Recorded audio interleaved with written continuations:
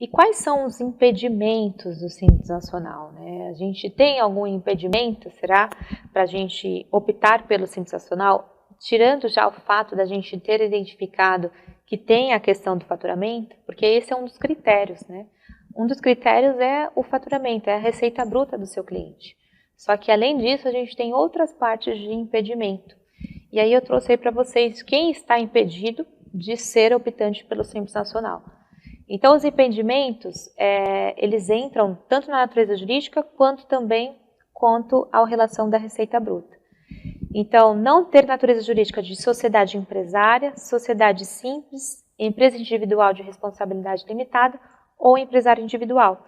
Aqui, a gente precisa entender o porte empresarial dessa empresa, né? E também entender a natureza jurídica dessa empresa.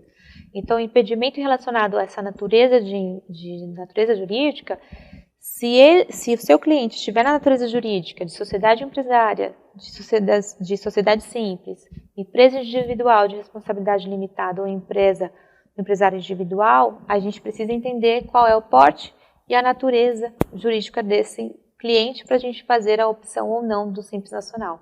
Então, não é só apenas a gente olhar a receita bruta. A gente tem que olhar também a parte legal, né? A gente tem que olhar os CNPJs, os contratos, entender os portes e as naturezas jurídicas desse seu CNPJ. Impedimento relacionado à receita bruta, né? Terá oferido a receita bruta no mercado interno superior até 4.800.000, né? Então, se a gente ultrapassar esse 4.800.000, a gente não pode enquadrar esse cliente no Simples Nacional. E se a gente tiver um limite superior, a gente precisa entender se essa atividade está atrelada à exportação de mercadoria ou de serviço. Tá? Então, aí sim a gente pode incluir o seu cliente no Simples Nacional. Outros impedimentos incluem participação de outra pessoa jurídica no capital. Então, se o seu cliente hoje estiver também como sócio em outra empresa com participação no capital dessa empresa, ele não pode ser enquadrado no Simples Nacional. Ser filial de empresa estrangeira, também não podem. Participação em outras empresas, tá? Então, participação de várias outras empresas, principalmente com capital, a gente não pode optar pelo Simples Nacional. Então, o critério do Simples Nacional não está atrelado só apenas à receita bruta, mas também à parte societária desse seu cliente. Outros impedimentos específicos é exercer atividades bancárias, ser resultado de cisão recente, ter sócios com mais de 10% do capital em empresas não beneficiadas pela Lei Complementar 123, ou seja, pelo Simples Nacional, entre outros. Tá? Então, parte de atividade bancária não pode se enquadrar, isso também é atribuído às atividades que estão relacionadas aos anexos do Simples Nacional, não são todas as atividades que podem ser enquadradas no Simples Nacional. Exemplo claro são as atividades bancárias. Ser resultado de cisão recente, né, então cisão entre empresas, e ter esse sócio, né, que tenha participação na natureza jurídica de outras empresas com mais de 10% sobre o seu capital e que essas empresas não sejam enquadradas pelo Simples Nacional. Então, eles também são impedidos de estarem dentro dessa opção. Os efeitos da exclusão de tributação diferenciada se você hoje na sua empresa ser excluído do Simples Nacional, a empresa volta a sujeitar-se às regras tributárias do regime geral, ou seja, ela pode ser do lucro real do lucro presumido, e pode resultar em uma carga tributária muito mais elevada, né? Então, esse é um dos critérios e um dos efeitos grandes dentro da empresa, né? Que hoje uma empresa Simples Nacional, ela tem uma carga tributária, e quando a gente fala sobre uma carga tributária de uma empresa do lucro real, lucro presumido é um pouco maior, né? Então, um grande impacto para a empresa ser excluída é, de fato, fazer o pagamento de todos os outros tributos, que hoje é de forma unificada. A empresa passará também a cumprir obrigações acessórias, né? Então, as obrigações acessórias, ela deixa de ser apenas o PGDAS ou o SPED fiscal em alguns estados e passa a ter todas as outras obrigações acessórias instituídas por uma empresa de regime tributário do lucro real e do lucro presumido. Ela passa tanto a ter uma obrigação principal, com uma carga tributária maior, mas também uma obrigação acessória também elevada, porque a gente tem outros critérios de outras obrigações acessórias que o Simples Nacional é retirado. Então, a gente também teria que, por exemplo, enviar o SPED de contribuições, que hoje o Simples Nacional não é obrigado, porque ele não faz o cálculo do PIS e COFINS, por exemplo, por fora. Então, por ele não fazer o cálculo do PIS e COFINS por fora, ele não é obrigado a entregar o SPED de contribuições.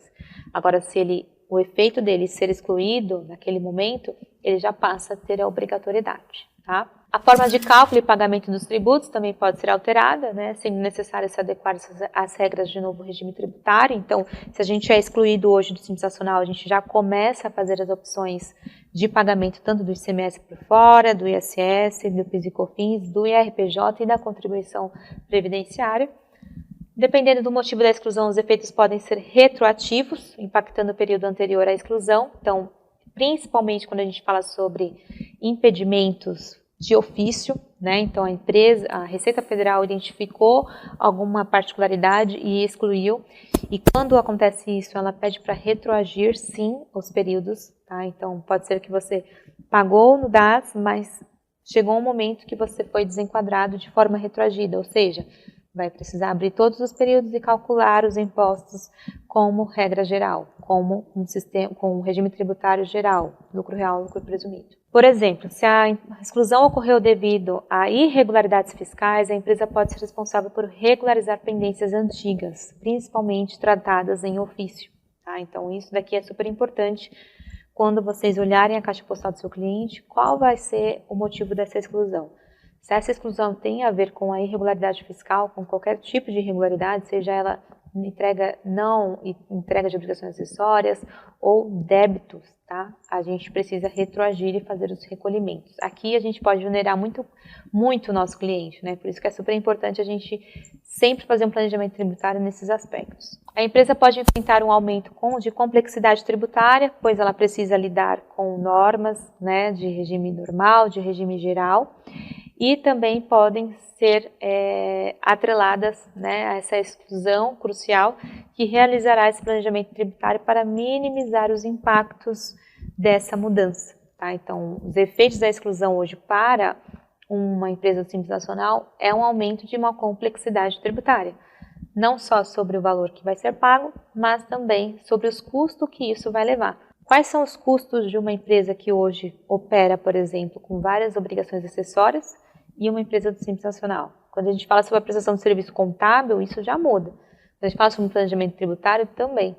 De forma jurídica, ainda mais. Então, tudo isso gera custo e uma complexidade tributária para essa empresa, quando a gente fala sobre os efeitos de exclusão. Quais são as possibilidades de penalidade quando a gente fala sobre a exclusão, tá?